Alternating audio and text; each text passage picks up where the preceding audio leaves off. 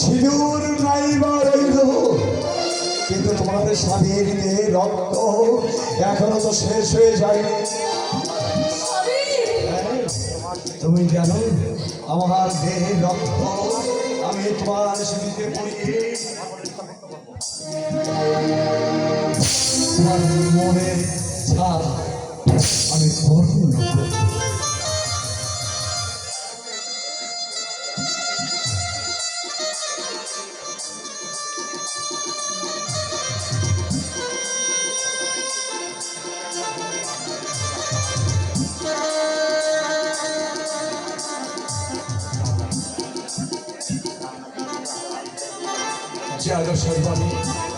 রামনাথের স্ত্রী হাতে লাল তাগা বেঁধে সেই অধীর চিহ্ন বজায় রেখেছিল।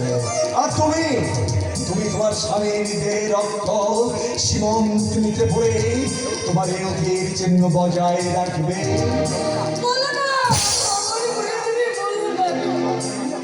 চোখের জল ফেলো না সর্বাণী, চোখের জল ফেলো না। তোমার চোখের জল দেখলে আমার হৃদয়ে ঘাতিয়ে আমাকে কে যেন তারও চিৎকার করে বলে, ওরে অপদার্থ, ভার যদি বইতে না পারবি তাহলে কেন একটা মেয়ের জীবন তুই এমনি করে সাগরে নিমজ্জিত করবি? পারি না স্যার, পারি না। এই অবৈধ মনটাকে আমি কিছুতে প্রবোধ করতে পারি না। মেয়েরা বিয়ের আগে কতই না স্বপ্ন দেখত বিয়ের পর তারা শ্বশুর বাড়িতে যাবে, শ্বশুর শাশুড়ি পাবে, নতুন সংসার পাবে, দেবর পাবে। আর তুমি আমার সংসারে বধূ হয়েছে কি পেলে সর্বাণী? আমি তোমাকে পেয়েছি সর্বাণী, পেয়েছি তোমার মুখ ভরা ভালোবাসা। আর তো আমি কিছুই চাই না গো। এই যে আমার নারী জীবনের সার্থকতা। সর্বাণী, আমার দুঃখের সঙ্গে তোমার জীবনটাকে জড়িয়ে তোমাকেও যে আমি দুঃখের সাগরে নিমজ্জিত করেছি, যেখানে নেই কোন সুখ, নেই কোন শান্তি, আছে শুধু ভোগ করা হাহাকার আর মানুষের অভিশাপ। তুমি এত ধৈর্য হারা হই না গো। ধৈর্য হারাতে হয়নি, সর্বাণী, ধৈর্য হারাতে হয়নি।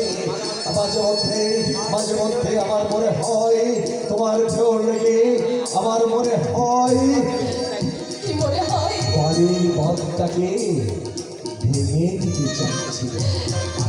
আমি পারলাম না, আমি হেরে গেলাম।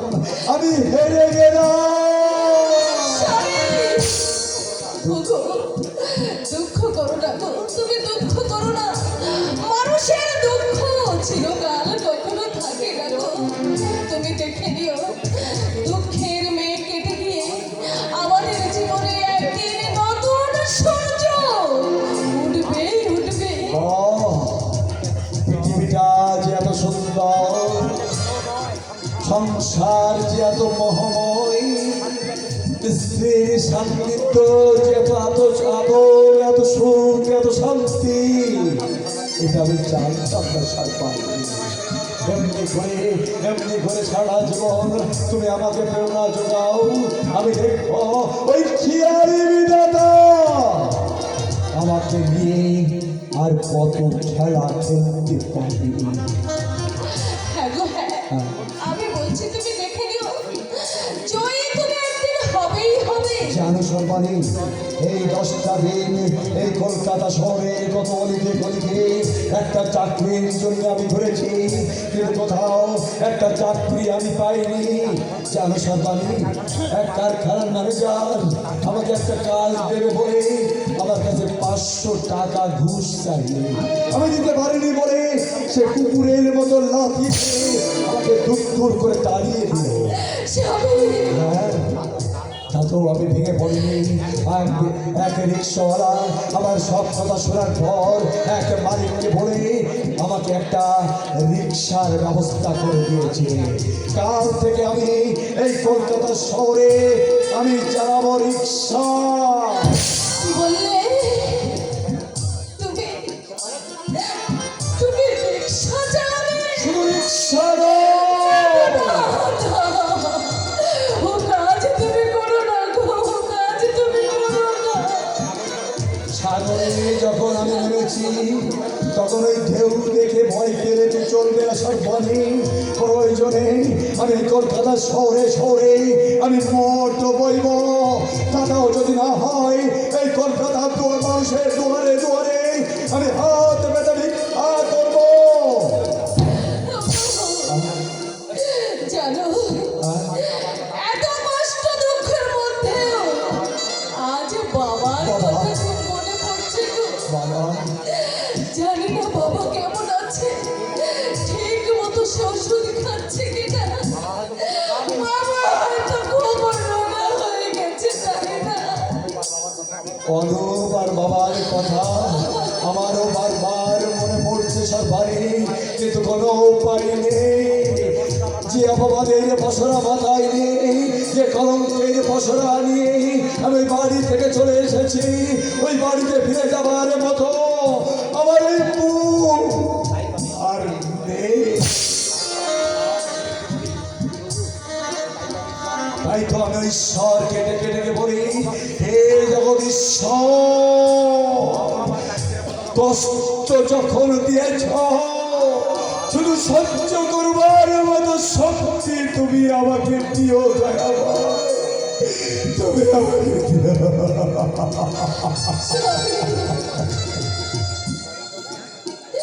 স্বামী,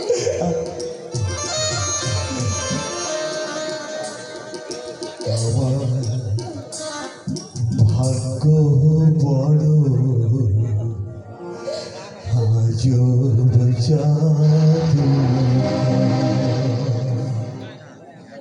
আমার ভাগ্য বড় আজব জাদু। বসে এক পলকে শূন্য করে, এক পলকে শূন্য করে দিল সাদের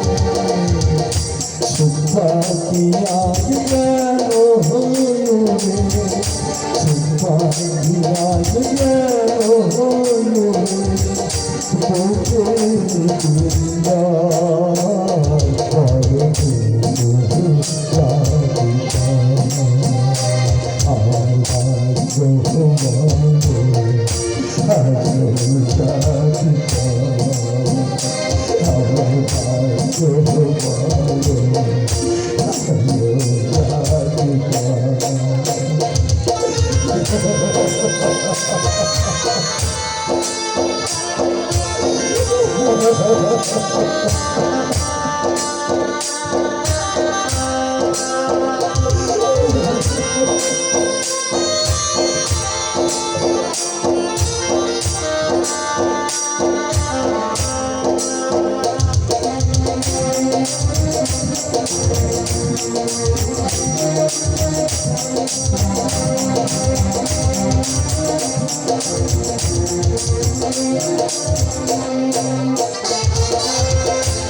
ওগো করুণাময় দয়াল ঠাকুর, যে কৃপা দৃষ্টিতে তুমি অহল্যাকে উদ্ধার করেছিলে, সত্যবানের প্রাণ ফিরে দিয়েছিলে, কৌরব সবাই বস্ত্র ভিক্ষা দিয়ে দ্রৌপদীর লজ্জা নিবারণ করেছিলে, সেই কৃপা দৃষ্টিতে আমার স্বামীর একটা চাকরির ব্যবস্থা তুমি করে দাও ঠাকুর।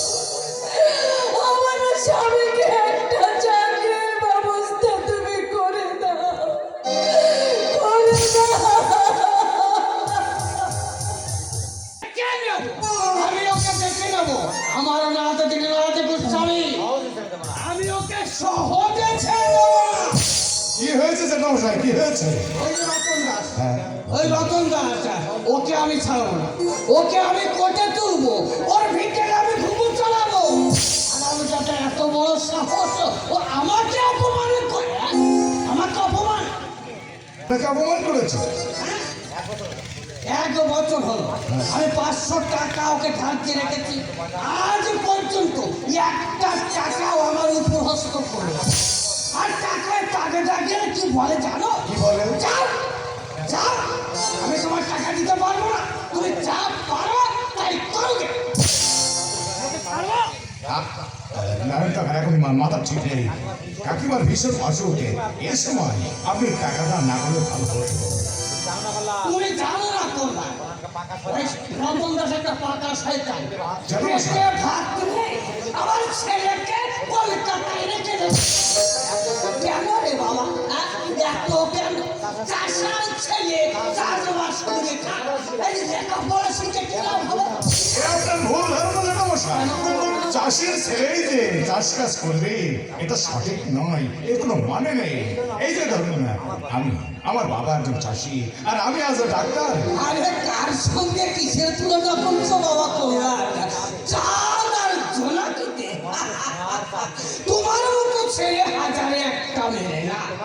তবে হ্যাঁ, তোমার কথা ভেবে আমারও মাঝে মধ্যে মনটা বড় কষ্ট হয়। কেন জ্যাঠামশাই? ওই যে বৌমা তোমার উপরে রাগ করে ওই বাপের বাড়িতে চলে গেল, তোমার সঙ্গে পরিবারে হলো বলে এই বাড়িতে আর এলো না। তোরে ঘরে লক্ষ্মী না থাকলে ঘর কি মানায় বলো? হ্যাঁ, তারপরে তোমার মাও অসুস্থ হয়ে বিছানায় পড়ে আছে, তাকে দেখাশুনো করবার জন্য তো একটা লোকের দরকার হয় বাবা। তাই বলছিলাম কি বাবা, ওই আমার মেয়ে মানে চাপা মাকে যদি তোমার চরণে ঠাই দাও, তাহলে তারও মনোবাসনা পূর্ণ হয় আর তোমার সংসারটাও সুখের হয়ে যায়। না জ্যাঠামশাই, তা হয় না জ্যাঠামশাই, হতে পারে না। বললাম হ্যাঁ, বিয়ে মানুষের জীবনে একবারই হয়। ও, আমি আপনাকে বিনতি করছি জ্যাঠামশাই, বললাম আমি আপনাকে বিরতি করছি, আপনি অনুরোধ আমাকে করবেন না। আমি আপনার অনুরোধ রাখতে পারবো জ্যাঠামশাই, আপনার অনুরোধ আমি রাখতে পারবো। বললাম হলো না, হলো না। অনেক আশা করেছিলাম মেয়েটাকে যদি ওর গলায় ঝুলিয়ে দিতে পারতাম, তাহলে মাঝে মধ্যে জামাইয়ের কাছ থেকে কিছু না, আমিও আশা ছাড়বো না। চাপাকে মাঝে মধ্যে এই কল্যাণের বাড়িতে আমি পাঠিয়ে দেব, ওদের মেলামেশার সুযোগ করে দেব। তারপর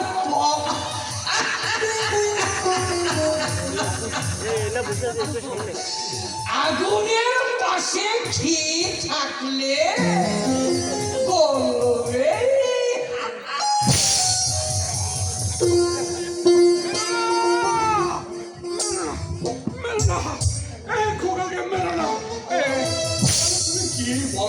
মশা, ছোট ছেলে না হয় একটু অন্যায় করেই ফেলেছে, তাই বলে তাকে মারতে হবে?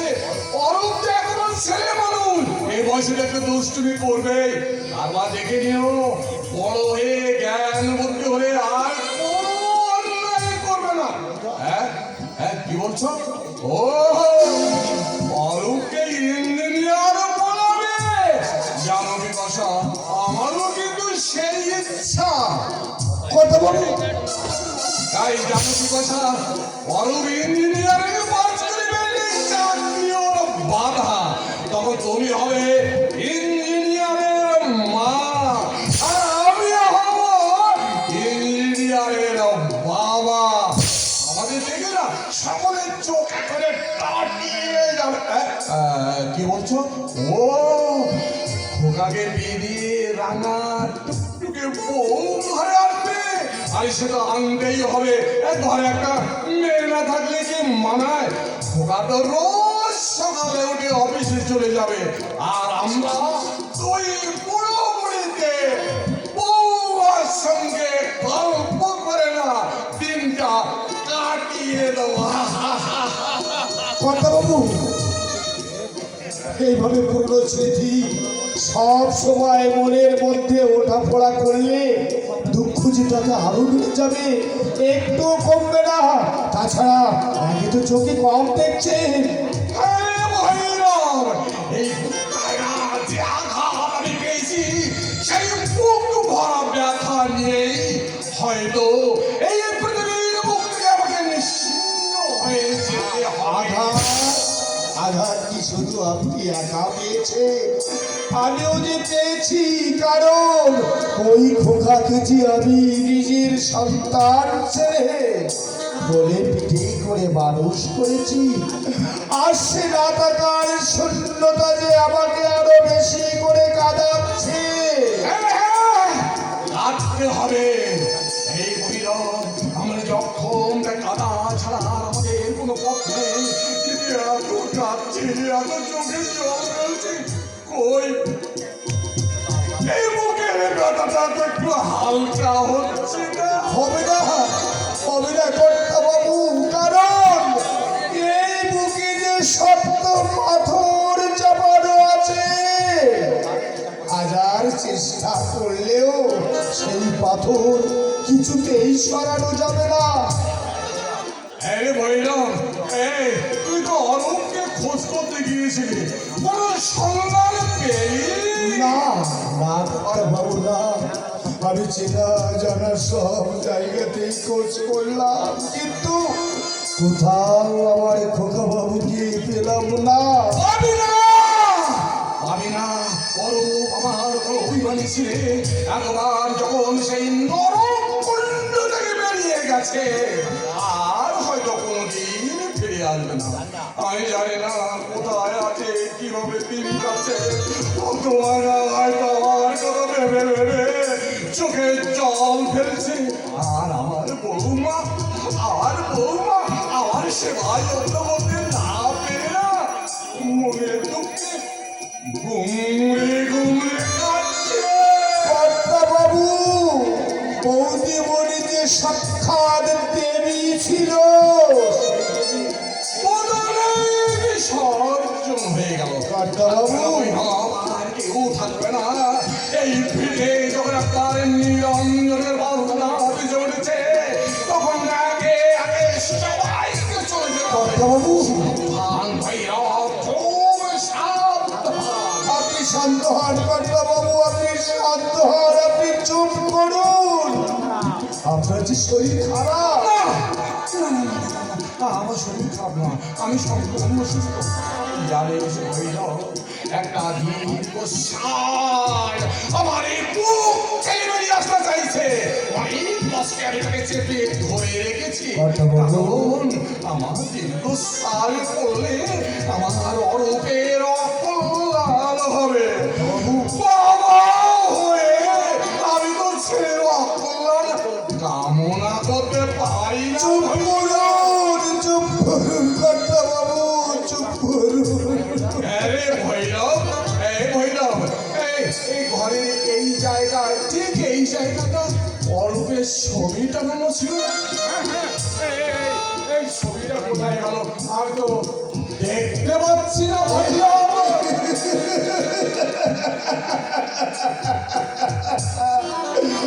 বাবু কীর্তিমা খোকা বাবুর ছবিটা বাইরে ফেলে দিয়েছিল। আমি সেটা কুড়িয়ে এনে আমার কাছে রেখে দিয়েছি, কারণ আমার তো কোনো ছেলে নেই। আমি অনেক যত্ন করে আমার খোকা বাবুর ছবিটা আমি রেখে দিয়েছি। এই দেখুন, এই দেখুন।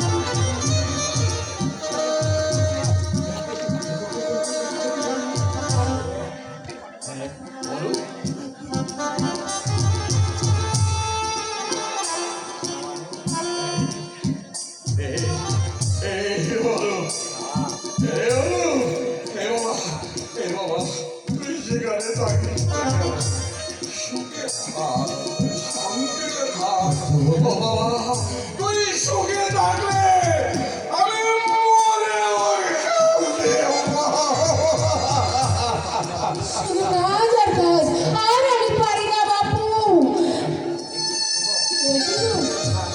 তোমার হাতে ওটা কি?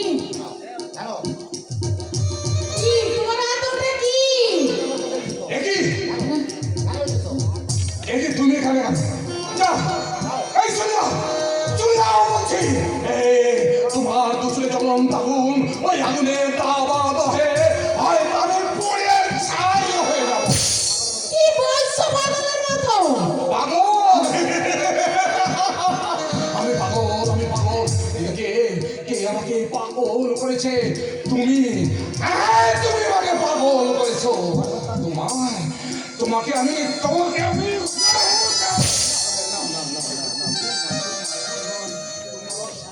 আমার বুক থেকে কেড়ে নিয়েছো।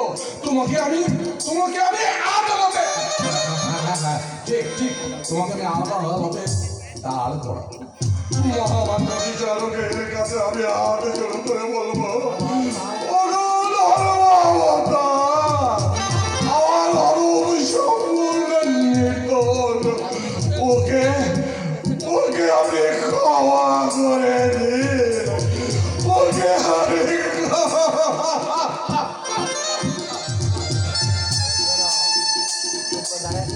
কি হলো? চুপ করে দাঁড়িয়ে আছিস যে?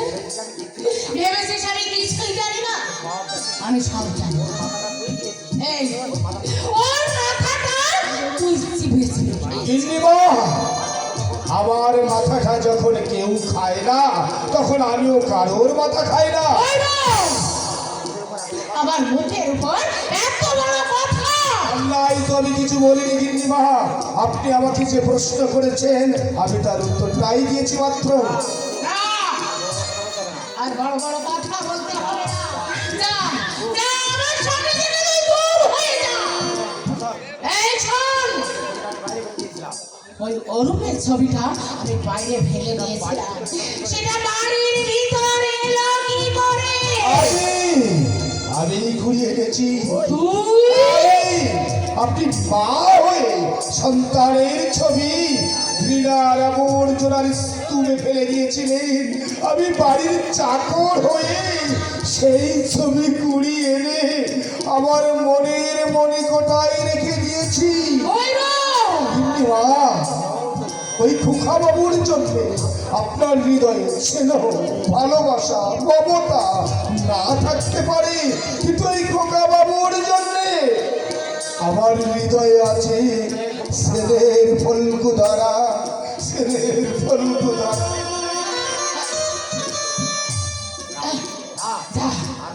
আর নয়, অনেক সহ্য করেছি।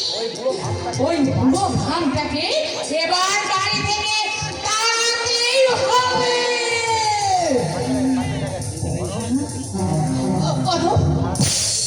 আরে বাবা, এই সারাদিন কোথায় ছিলি বাবা?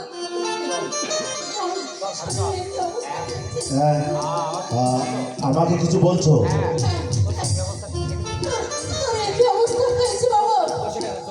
সব দুটো খুব বসে গেছে, কত রোগা হয়ে গেছে। তোর কি হয়েছে তা তুমি জানো না? না সব কিছু জেনে শুনেও আমাকে বিদ্রোহী কষাঘাতে জর্জরিত করতে চাইছো? আমি রোগা হয়ে গেছি, আমি কি খাচ্ছি কি না খাচ্ছি সেদিকে তোমার খুব নজর, তাই না মা? কিন্তু এবারই বড় ছেলে আমার দেব তুল্য দাদা, সে কি খেলো কি না খেলো, কোথায় থাকলো কি না থাকলো, কই তার কথা তো তুমি একটিবারের জন্য জিজ্ঞাসা করছো না? কেন কেন আমার দাদাকে এই বাড়ি থেকে তুমি তাড়িয়ে দিয়েছো? কি অপরাধ করেছিল সে? আমি তো তোমাকে সব বলেছি। থাক, ওই মিথ্যে কথাটা দয়া করে আমার সামনে আর উচ্চারণ করো না মা।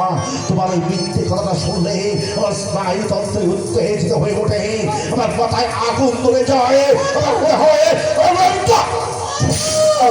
পারি না। কেন জানো? শুধু তুমি আমার গর্ভধারিণী মা বলে, তারা বলে যে অপরাধ তুমি করেছো, সে অপরাধের উপযুক্ত শাস্তি দিয়ে তোমার দিক থেকে চিরদিনের মতো মুখ ফিরিয়ে দিতাম। এই সংসারে আমি আর কিছু না পেলেও পেয়েছিলাম দেবতার মতো দাদা আর দেবীর মতো বৌদি, পেয়েছিলাম তাদের কাছ থেকে অপরন্ত স্নেহ, মায়া, মমতা, ভালোবাসা। পাগল, সেই স্নেহ, মায়া, মমতা, ভালোবাসা থেকে আমাকে তুমি বঞ্চিত করলে মা, আমার মা হয়ে। এত বড় অন্যায় তুমি কেমন করে করলে বলতে পারো? আমি তো তোর ভাড়ার আমার ভালোর জন্য নয়, তুমি যা করেছো তোমার নিজের স্বার্থে করেছো, তাই তোমার নিজের স্বার্থের জন্যে আর তুমি দিয়ে দুটো জীবনকে অকালে জড়িয়ে দিয়েছো মা, তাদের মনে তুমি কষ্ট দিয়েছো। তাই বলছি শোনো মা, আজ এই অপরাধের জন্যে ও সবাই তোমাকে ক্ষমা করলে ওই ভগবান তোমাকে কোনোদিনই ক্ষমা করবে না। কথা শোন, কথা শোন। আমার কাছে তুই কতদিন খাস না?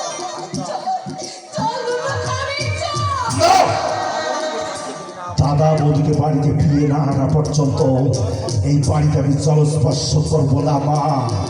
শোনো মা, তুমি এক কাজ করো, প্রয়োজনে তুমি তোমার ভাইকে খাওয়াও, এই বাড়িতে টেবিলে বসিয়ে সোনার চামচ দিয়ে তোমার ভাইয়ের মুখে তুলে কাটলে পিঠে খেলাও, দেখবে তোমার ওই ভাই তোমার উর্বর মস্তিষ্কে আরো নতুন নতুন করে বুদ্ধি ঢুকিয়ে দেবে।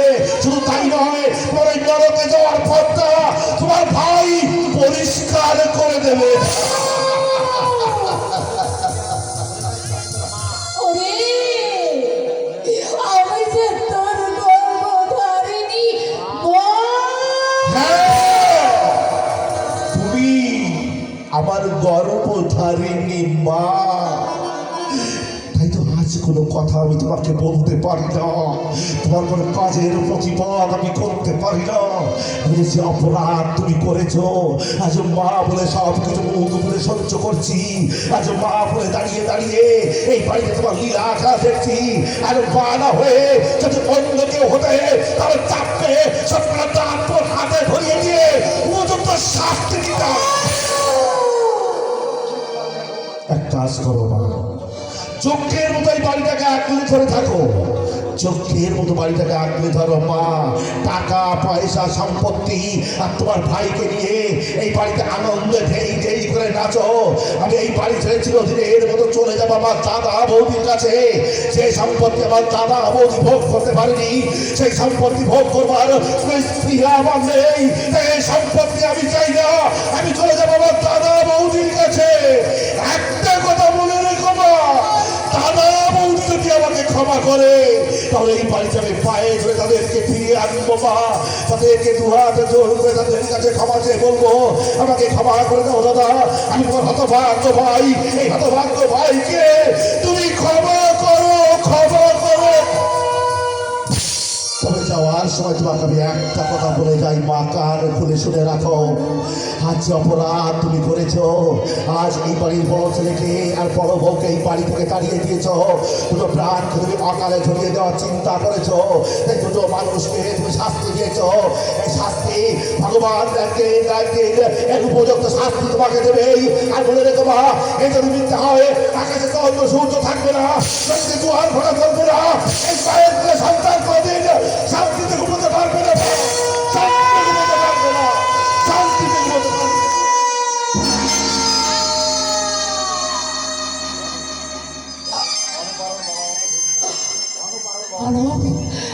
অনুপ আর বাবা আমাকে বলো, তবে কি আমি সত্যি ভুল করেছি? হ্যাঁ দিদি, তুই সত্যি ভুল করেছিস।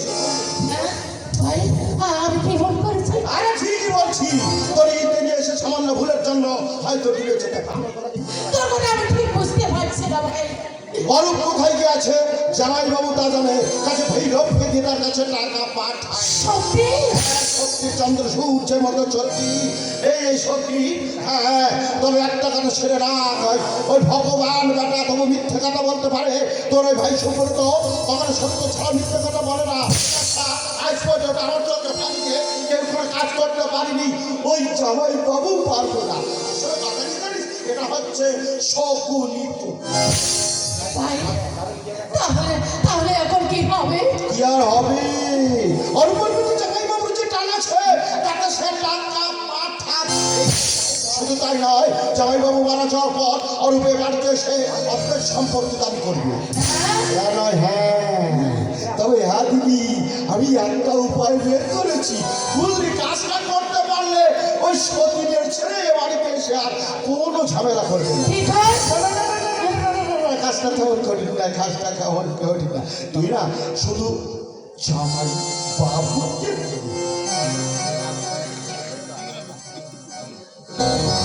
তুই না শুধু জামাই বাবুকে দিয়ে এই কাগজটা একটা সই করিয়ে দিবি। হ্যাঁ? কেন? সই করে কি হবে? কি লাভ? লাভ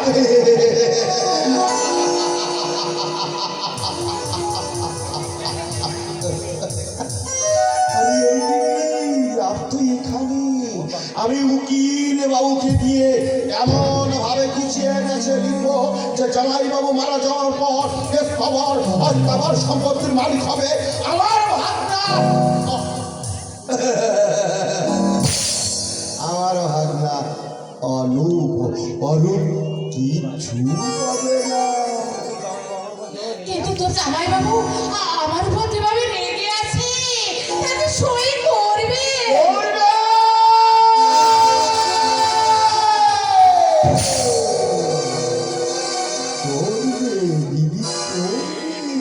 বুঝলি দিদি, ওই শালা ভগবান, বুঝলি ওই শালা ভগবান বেটা তোদের কিছু না দিয়ে একটা ক্ষমতা দিয়েছে, যে ক্ষমতা দিয়ে সহজে পুরুষের মন জয় করে যত জটিল সমস্যা সহজে সমাধান করতে পারিস দিদি। শুধু এখানেই শেষ নয় দিদি, শুধু এখানেই শেষ নয়, কার্যক্ষেত্রে বুঝলি, কার্যক্ষেত্রে বন্ধু কিন্তু লক্ষ্য করতে পারে, কিন্তু এই নারী নামক ব্রহ্মাস্ত্র, কিন্তু নারী নামক ব্রহ্মাস্ত্র কখনো ব্যর্থ হয় না রে দিদি, ব্যর্থ হয় না, হতে পারে না, হতে পারে না। ঠিক আছে, দে, আমি চেষ্টা করে দেব। চেষ্টা নয় দিদি, এ কাজ তোকে করতে হবে। আর কাজটা যদি করতে না পারিস, ওই সতীনের ছেড়ে এ বাড়িতে এসে তোকে ঘাট ঘাট খাটিয়ে বাড়ি থেকে বের করে। কিন্তু সম্পর্ক আমার যেন ভয় ভয় করছে। আরে ওসব নিয়ে চিন্তা ভাবনা করিস না দিদি, প্রথমে ওরকম একটু আর্থিক হবে, পরে দেখবি সব ঠিক হয়ে যাবে। এই নে, ধর।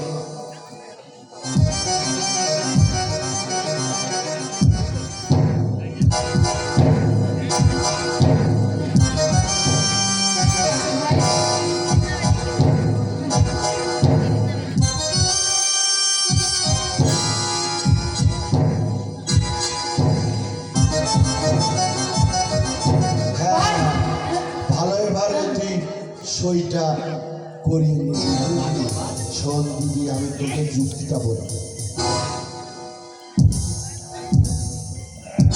মাসের রাতে সেই তোরা যখন ঘুমাতে যাবে বুঝলি, তুই না জামাই বাবুর মাথাটা খুব সুন্দর টিপে দিবি, কাকাগুলো টিপে দিবি। আর কাউকে সরে বলবি তুমি তো তবে হঠাৎ মরে যাবে। আর ওই সতীনের ছেলে, ওই সতীনের ছেলে এসে আমাকে কবে বাড়ি থেকে ঘাট ধাক্কা দিয়ে বের করে দেবে। তাই বলছিলাম না, এই কাগজটা টিপি কিন্তু রাজনে ভুল করিস না। আর সবচেয়ে ভালো হয় পানের সঙ্গে যদি তুই একটা গড়ি খাওয়াতে পারি।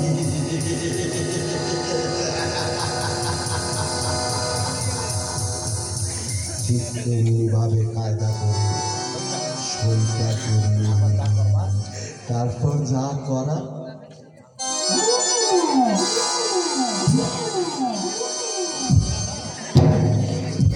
তারপর যা করার করবে তোর ভাই।